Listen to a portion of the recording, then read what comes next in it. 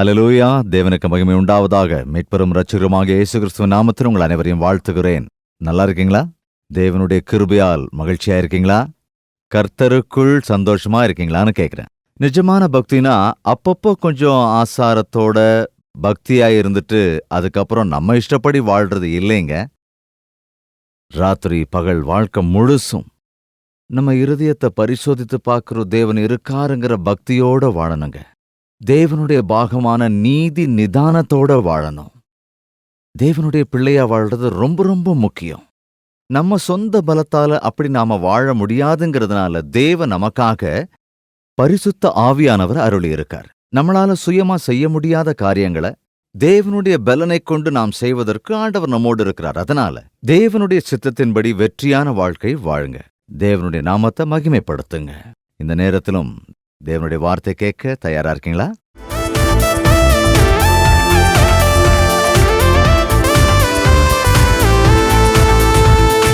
தேவா நானே தினால் விசேஷித்தவர், ராஜா நானே தினம் யோசிப்பவர். தேவா நானே தினால் விசேஷித்தவர், ராஜா நானே தினம் யோசிப்பவர். எதினால் இது எதினால் என்னோடு வருவதினால், எதினால் இது எதினால் என்னோடு வருவதினால். தேவா நான் எதினால் விசேஷித்தவர், ராஜா நான் அதை தினம் யோசிப்பவர். தேவா நான் எதினால் விசேஷித்தவர், ராஜா நான் அதை தினம் யோசிப்பவர். எதினால் இது எதினால் நீர் என்னோடு வருவதினால், எதினால் இது எதினால் நீர் என்னோடு வருவதினால்.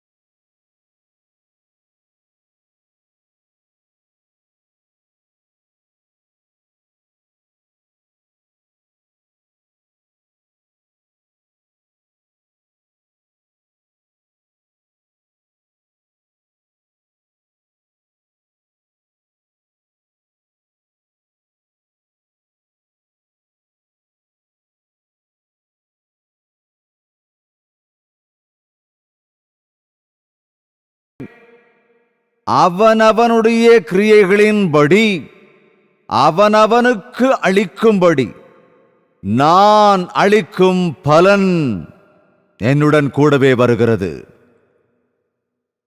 இந்த வார்த்தைகள் கர்த்தராகிய இயேசு கிறிஸ்து சொன்னது. இதோ சீக்கிரமாய் வருகிறேன், சீக்கிரமாய் வருகிறேன். அவனவனுடைய கிரியைகளின்படி அவனவனுக்கு அளிக்கும்படி நான் அளிக்கும் பலன் என்னோடே கூட வருகிறது. நல்லா கவனிங்க, இந்த வார்த்தை இயேசு கிறிஸ்து சொன்ன வார்த்தை. சீக்கிரமாய் வருகிறேன். என்னோட சின்ன வயசுல இருந்து இதை தான் சொல்லறாங்க பாஸ்டரியா. ஆனா ஏன் இன்னும் அவர் வரல? அப்படி பல பேர் இன்னும் அலட்சியமா தான் இருக்கிறோம். 2000 வருஷம் ஆயிடுச்சு.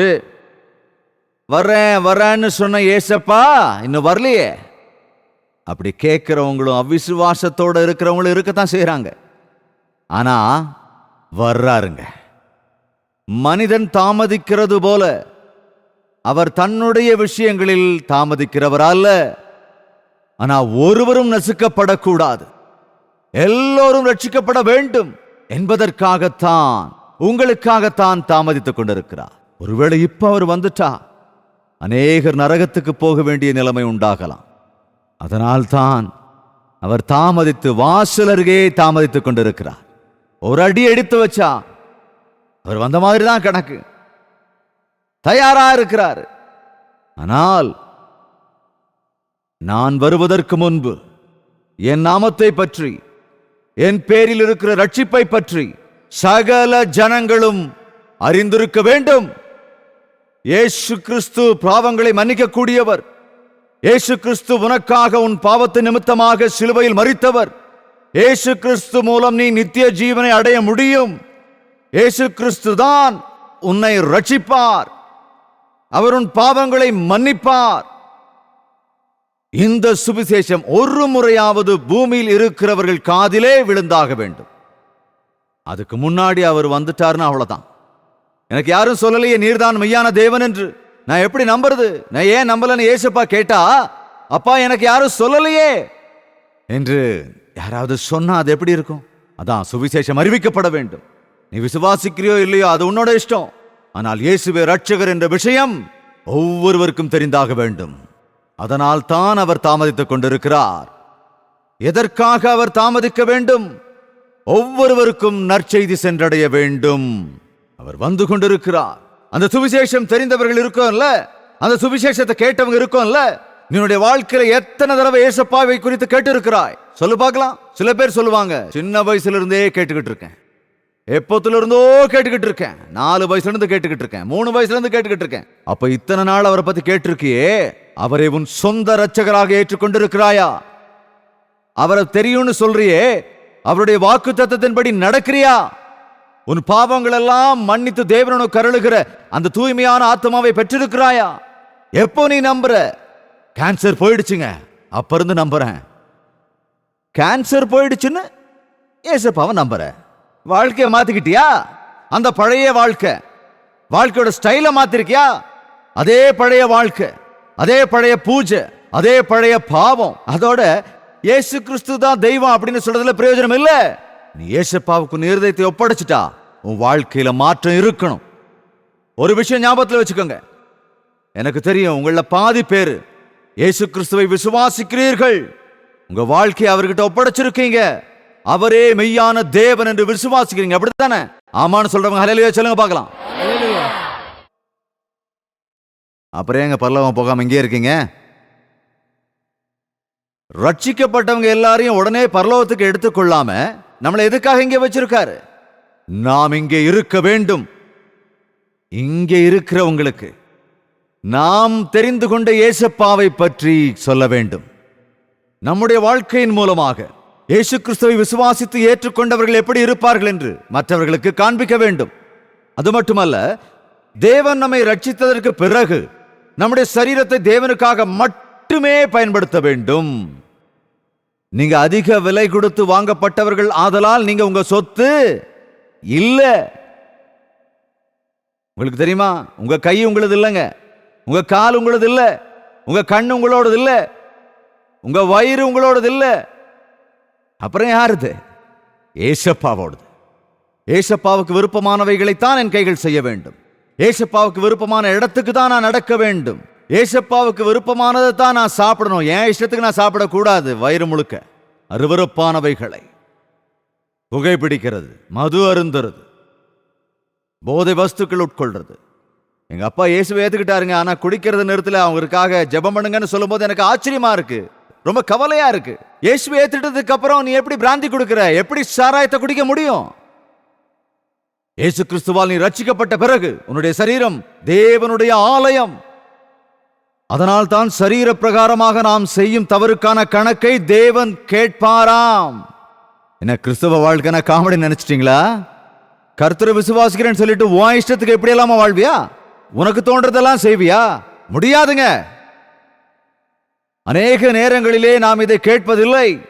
நம்புவது மாத்திரம் முக்கியமல்ல, அதன்படி நீ வாழ்கிறாயா? அது நல்லதா இருந்தாலும் சரி, கெட்டதா இருந்தாலும் சரி, உன் சரீர பிரகாரமாக செய்கிற எல்லா காரியங்களுக்கும் தேவனிடத்தில் கணக்கு கொடுத்தாக வேண்டும். நாம் தேவனுக்காக வாழ்கிற வாழ்க்கையின் அடிப்படையிலே நமக்கு பலன், நமக்கு சம்பளம் தயாராக இருக்கிறது. பாவத்திற்கு கிடைக்க போகிற சம்பளம் அது என்னங்க? மரணம்.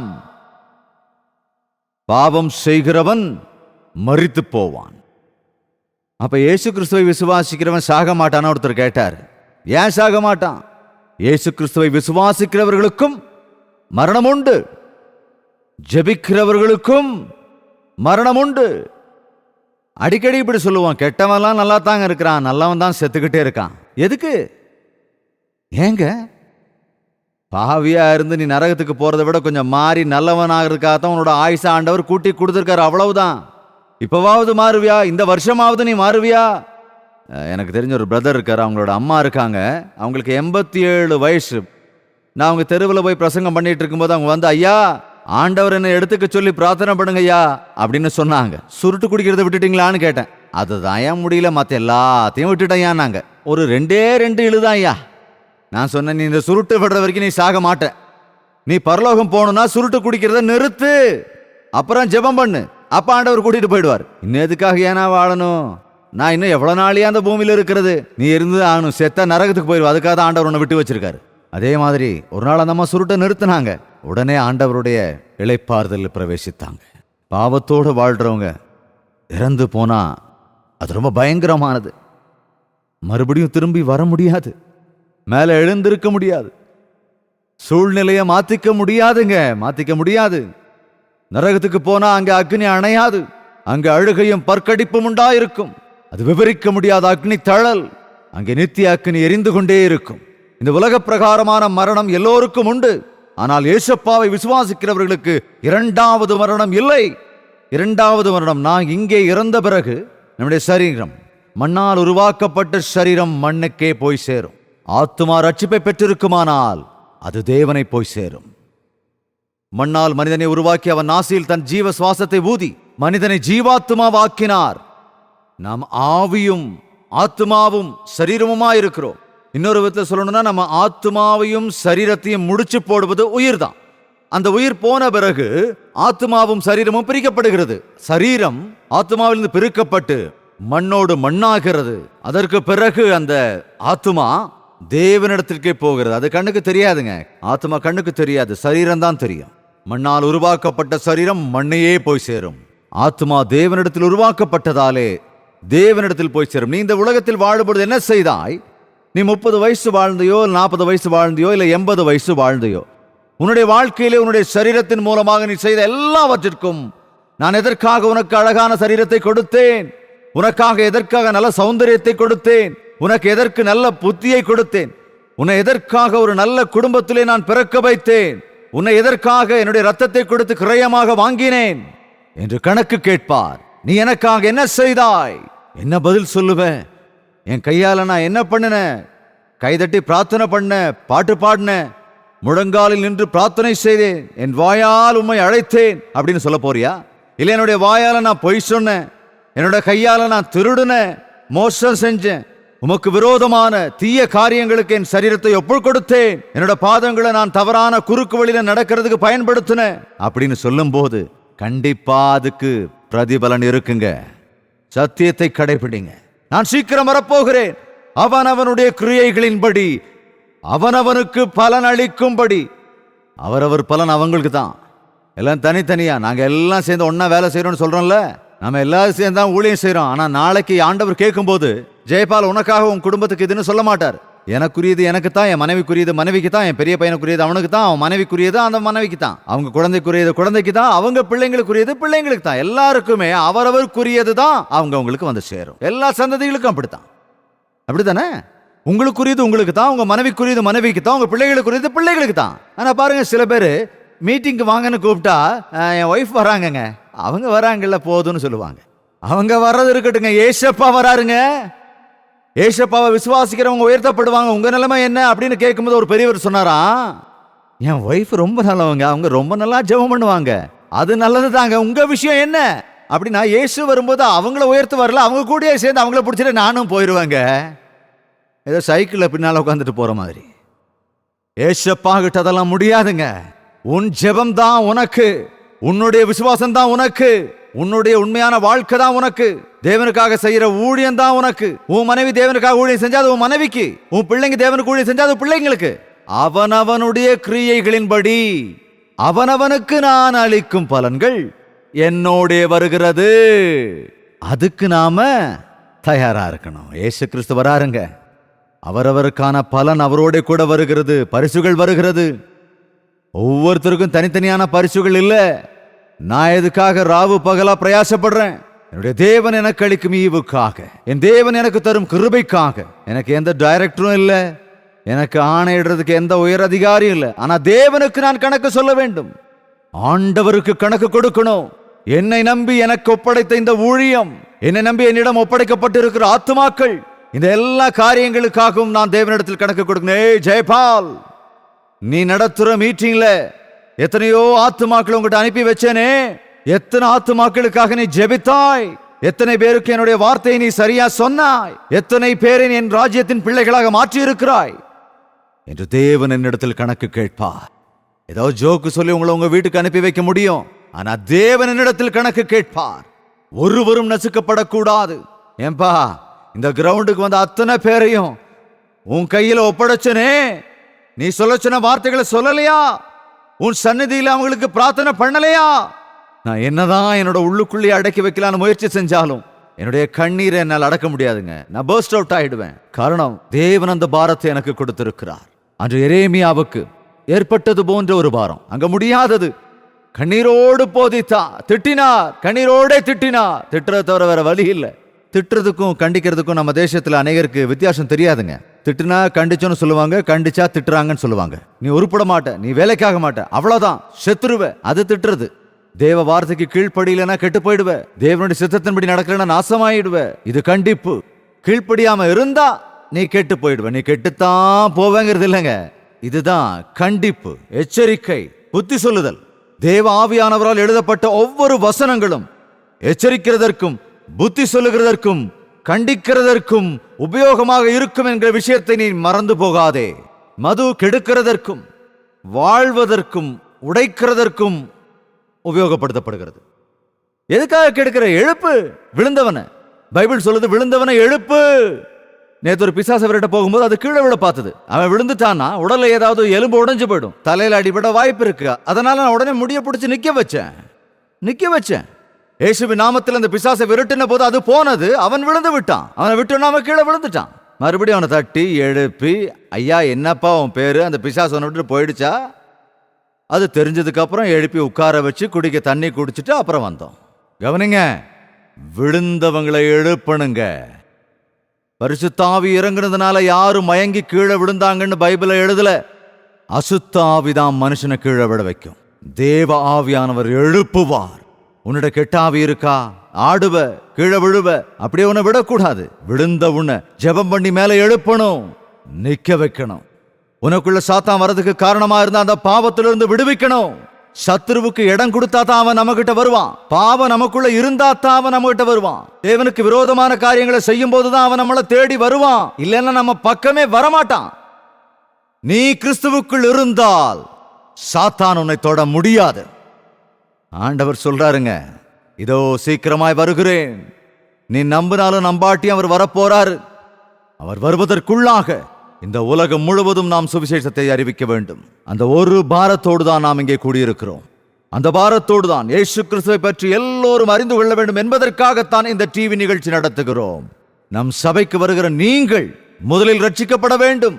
அதன் பின்பு நீங்கள் சென்று உங்க வீட்டில் இருக்கிறவங்களுக்கு, உங்களை சுத்தி இருக்கிறவங்களுக்கு சாட்சிகள் சொல்லணும். தர்மையான நேரத்தில் என்னுடைய ஆசை, என்னுடைய பிரார்த்தனை, என்னுடைய வேண்டுதல், என்னுடைய லட்சியம், நீங்கள் எல்லோரும் ஆண்டவருடைய வருகையிலே எழுப்பப்பட வேண்டும். உங்கள் எல்லாருடைய பெயர்களும் ஜீவ புத்தகத்திலே எழுதப்பட வேண்டும். ஒருவர் கூட விட்டுவிடப்படாமல் இந்த மீட்டிங்ல உட்கார்ந்து கேட்டுக்கொண்டு இருக்கிற ஒவ்வொருவரும், அங்க வேன்ல உட்கார்ந்து கேட்டுக்கிட்டு இருக்கிறவங்க, சுவத்துல உட்கார்ந்து கேட்டுக்கிட்டு இருக்கிறவங்க, அங்கங்க வீடுகள்ல இருந்து கேட்டுக்கிட்டு இருக்கிறவங்க, உங்கள் எல்லோரையும் இயேசு கிறிஸ்து நேசிக்கிறார். பாவிகளுக்காய் ஒதுக்கப்பட்ட அந்த நித்திய ஆக்கினைக்குள் செல்லாமல் பரலோக ராஜ்யத்திற்கு வேதனை இல்லாத, கண்ணீர் இல்லாத, பசி இல்லாத, இருள் இல்லாத, மரணம் இல்லாத, கஷ்டங்கள் இல்லாத, சந்தோஷங்கள் நிறைந்த பரலோக ராஜ்யத்தில் கிறிஸ்துவோட சேர்ந்து யுகயுகமாக சந்தோஷமாய் வாழ வேண்டும். நாம் ஒவ்வொருவரும் அவரோடு. ஒருவேளை ஆண்டவர் வருவதற்கு முன்பு நாம் இறந்து போவோம் என்றால், இறந்தாலும் நாம் அவரோடு தான் செல்லுவோம், அல்லது நாம் வாழ்ந்தாலும் அவரோடு இருக்கிறபடியே நாம் எடுத்துக் கொள்ளப்படுவோம். தேவ பிள்ளைகள் அவர் மத்திய வானத்தில் வரும்போது, ஒருவேளை நாம் உயிரோடு இருப்போம் என்று சொன்னார், இந்த சரீரம் மறுரூபமாக்கப்படும். ஆண்டவரோடே கூட நாம் எடுத்துக் கொள்ளப்படுவோம். இப்ப குதிச்சா கீழே விழுந்துருவோம். ஆனால் ஆண்டவர் வரும் பொழுது உன் சரீரம் மறுரூபமாக்கப்படுவதால், மகிமையான சரீரத்தினை அடைவதால் ஆண்டவரோடு எடுத்துக்கொள்ளப்பட்டு அவருடைய ராஜ்யத்துக்குள் பிரவேசிப்பாய். நம்ம எல்லாருமே அவர் ராஜ்யத்துக்கு போகணுங்க. அதுதான் அவருடைய ஆசை. நாம் தலைகளை தாழ்த்தலாமா, ஜெபிக்கலாமா, உள்ளத்தின் ஆழத்திலிருந்து நம்ம ஒப்பு கொடுக்கலாம். பரிசுத்தமுள்ள எங்கள் தகப்பனே, ஒரே ஒரு விஷயம், எங்களை ஏறெடுத்து பாருங்கப்பா. உம்முடைய பிள்ளைகளை பாருங்கப்பா. ஒருவன் தன் பாவங்களுக்காக வருத்தப்படும் போது பரலோகத்திலே துக்கங்கள் இல்லை, சந்தோஷங்கள் நிறைந்திருக்கிறதுன்னு சொல்லியிருக்கீங்களே. எத்தனை பேர் இப்ப மனம் வருந்துறாங்க ஐயா, தங்களுடைய தவறுகளை ஒத்துக்கொண்டிருக்கிறாங்க, தங்கள் நிலையை உணர்ந்திருக்கிறாங்கப்பா. நீங்க தான் வேணும், எங்களுக்கு ஜீவ புத்தகத்திலே பேர் எழுதப்படணும் அப்படின்னு ஆசையோடு இருக்கிறாங்க. பரலோக வாழ்க்கை, பரலோகத்தின் ஆசீர்வாதம் ஒவ்வொருவருக்கும் அருளுங்கப்பா. இந்த கூட்டத்தில் இருக்கிற ஒவ்வொருவரும் வெறுமையாய் வந்த ஒருவரும் வெறுமையாய் போகக்கூடாதபடி, வந்தவாறே திரும்பி போகாதவாறு உம்முடைய பிள்ளைகளாய், உம்முடைய ராஜ்யத்தின் பிள்ளைகளாய், உம்முடைய ராஜ்யத்தின் ராஜாவாக எழுதப்பட்டவர்களாக இங்கிருக்கிற ஒவ்வொருவரும் அந்த நிச்சயத்தோடு இங்கிருந்து போக வேண்டும் அப்பா. இங்கிருக்கிற ஒவ்வொரு பிள்ளைகளையும் நீர் தயவாய் பார்க்க வேண்டுமே. எந்த இதயத்தில் எந்த நோய் இருக்கிறதோ, வேதனை இருக்கிறதோ, போராட்டம் இருக்கிறதோ பாருங்கப்பா. அடைக்கப்பட்டிருக்கிற கர்ப்பங்கள் திறக்கப்படட்டும். மரண வேதனையிலிருந்து விடுதலையை கொடுங்க. எப்பொழுது அவங்க பெயர் ஜீவ புத்தகத்தில் எழுதப்பட்டதோ, எங்களுடைய பெயர் பரலோகத்தில் இருக்கும் என்ற எண்ணத்தோடு முதலாவது தேவனுடைய ராஜ்யத்தை தேடுவதற்கு, அப்படிப்பட்ட விசுவாசம் ஒவ்வொருவருக்குள்ளும் வருவதற்கு நீர் கிருபை செய்யுங்கப்பா. எங்கள் இருதயத்தை உம்மிடத்தில் ஒப்படைத்த போது எங்கள் எல்லா தேவைகளையும் தீர்க்கிற தேவன் நீர்.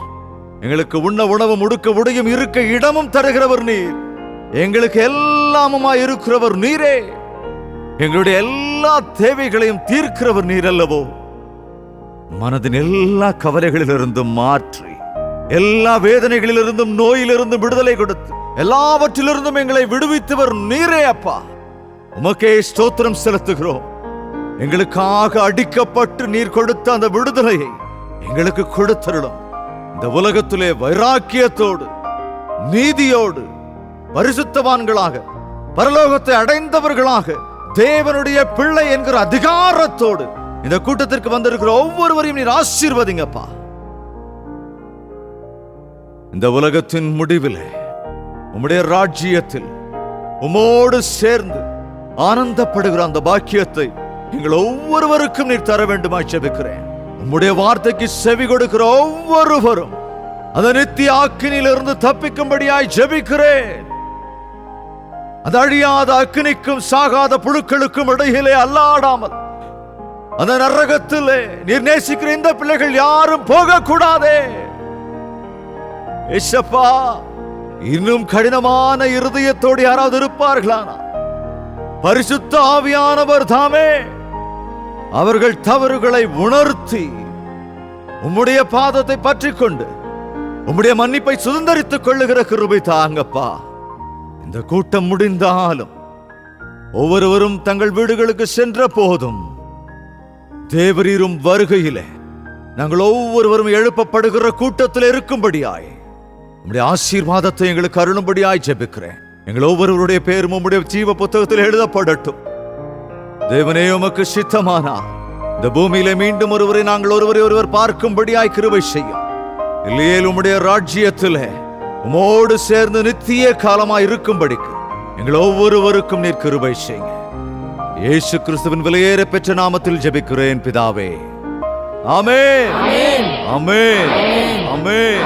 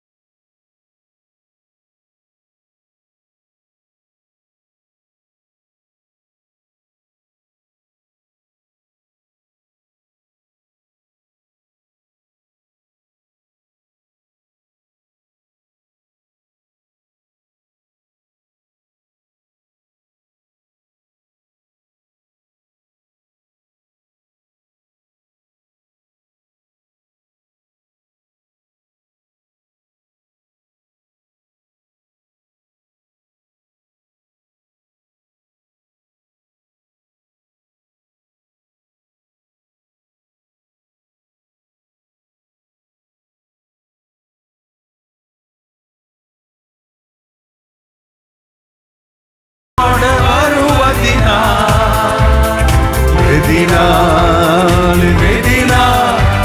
நீ என்னோட வருவதினா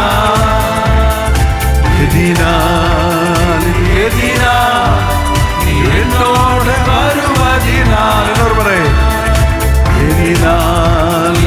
எதினால் நீ என்னோட வருவதினா நீ என்னோட வருவதினா நீ என்னோட வருவதினா நீ என்னோட வருவதினா. ஹல்லேலூயா. எவ்வளவோ பாரத்தோட நடந்துட்டு இருக்கிற இந்த நிகழ்ச்சியில உங்களோட பங்கு இருக்கின்றதையும் நான் சொல்ல வேண்டிய அவசியம் இல்லை. இந்த நிகழ்ச்சியின் மூலமா நீங்க உண்மையா மேன்மை அடைந்திருந்தால் இந்த நிகழ்ச்சியை வளர்ச்சி அடைய வேண்டிய பொறுப்பு உங்களுக்கு இருக்கிறதால தேவன் உங்களுக்கு ஆணையிட்டிருந்தால் உங்கள் காணிக்கையையும் நன்கொடைகளையும் ஆன்லைன் மூலமாவோ டிடியாவோ எங்களுக்கு அனுப்புங்க. நீங்க அனுப்புற காணிக்கைகளை நாங்க நம்பிக்கையான வழியில பயன்படுத்துறோம். பல மடங்கு நன்மைகள் உங்களுக்கு வந்து சேரணும்னு நாங்க தேவனோட சன்னதியில பிரார்த்திக்கிறோம். வறண்ட நிலமும் மகிழ்ந்திடும், வனாந்திரமும் செழித்திடும். தேவனே இவையெல்லாம் செய்பவர், கர்த்தரின் மகிமையை காணுங்கள். தேவனே இவையெல்லாம் செய்பவர். உங்க பிள்ளை ஊர் சுத்திக்கிட்டு இருக்கான்னு ரொம்ப மோசமா கெட்டு போறான்னு கவலையில இருக்கீங்களா? உங்க மகளுக்கு பிசாசு பிடிச்ச துன்பப்படுறான்னு, தீராத நோயால கஷ்டப்படுறான்னு நீங்க கவலையில இருக்கீங்களா? உங்க கணவர் திருந்தலன்னு, குடிகாரராவே இருக்காருன்னு, தேவனிடத்துல எவ்வளவுதான் முறையிட்டாலும் நடக்கலன்னு கவலையில இருக்கீங்களா? உங்க குடும்பத்துல சமாதானம் இல்லைன்னு கலங்கி போயிருக்கீங்களா? ஏசப்பா என் பிரார்த்தனைய கேட்கல, எங்களுக்கு பதில் சொல்லவே இல்லைன்னு அப்படி ஒரு கவலையில இருக்கீங்களா? உங்க விசுவாசத்தை சோதிச்சு பார்க்கவும், உங்க நம்பிக்கை என்னன்னு பார்க்கறதுக்கும் ஆண்டவர் தாமதிக்கிறாரே தவிர கண்டிப்பா உங்க எல்லா பிரார்த்தனைகளுக்கும் ஆண்டவர் பதில் கொடுப்பாரு. அம்மா, உங்க விசுவாசம் பெருசு. சகோதரா, உன்னுடைய விசுவாசம் பெரியது என்று ஆண்டவர் சொல்லுவது போல அவர் மீது விசுவாசம் வை. நீ கேட்கிறது, நீ வேண்டிக்கிறது எல்லாத்தையும் உனக்கு கொடுக்கறதுக்கு பரலோகத்தின் பிதா எப்பொழுதும் தயாரா இருக்காரு. முழு விசுவாசத்தோட ஜெபம் பண்ணிக்கிட்டே இருங்க. விடாம ஜெபம் பண்ணுங்க. தேவன் அற்புதங்களை நடத்துவார். உங்களுக்காக நாங்களும் பிரார்த்திக்கணும்னா உங்க பெயர் முகவரியை தெரியப்படுத்துங்க. ஜெப குறிப்புகளை எழுதி அனுப்புங்க. தேவ சந்நிதியில் உங்களுக்காக ஜெபம் பண்றதுக்கு நாங்க தயாரா இருக்கோம். தேவனுக்கு சுத்தமான மறுபடியும் சந்திக்கலாம். அதுவரைக்கும் தேவனுடைய கிருபை உங்களோடு தங்கி தரித்திருப்பதாக. உங்கள் தேவைகள் எல்லாவற்றையும் நீங்கள் எழுத வேண்டிய முகவரி ஜெயபால் ஃபவுண்டேஷன்ஸ், இலக்கம் 29, new colony road, Velachery, Chennai 6,42,00,000.